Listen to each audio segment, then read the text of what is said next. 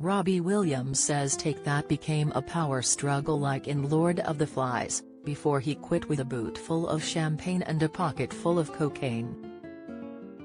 Which, though not advisable, is preferable to Piggy's narrative arc in William Golding's classic. The singer, 48, was engaged in a rift with Gary Barlow over who sang lead vocals, which started at the beginning of the group's career and joked about their spat during his new retrospective gig of his career. "It's a 32-year musical odyssey," he told the audience at London's O2. "The highest of highs, the lowest of lows. The drugs, the sex, the scandal.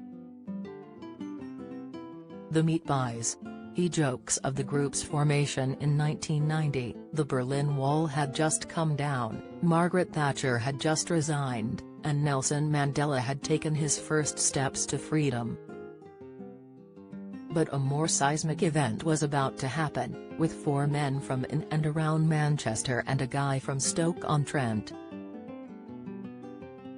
And discussing his decision to quit the group in 1995, he laments, "I started getting ideas about writing my own songs.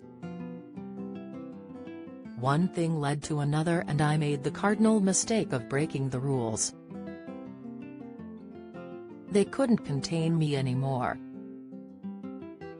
I set off with a boot full of champagne and a pocket full of cocaine, ready to get insane in the membrane, and I went to Glastonbury to begin what I didn't know was to be the start of my new life.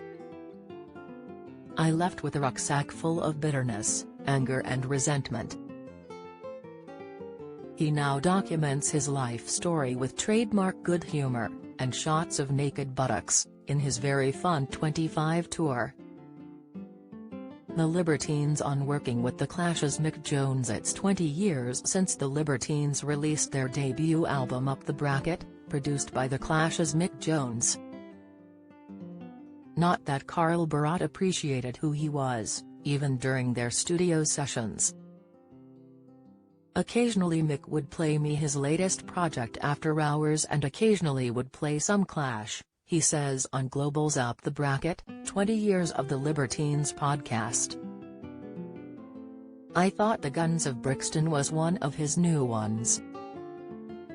I said, it's good, but you wanna lose the poing noise." Fortunately, Mick continued to work with them. And the rest is history. Liam Gallagher backs mental health charity Liam Gallagher encouraged his celeb pals to open up about their feelings for World Mental Health Day, calling on stars including comic Ricky Gervais to take a moment and rate how happy they were out of 10.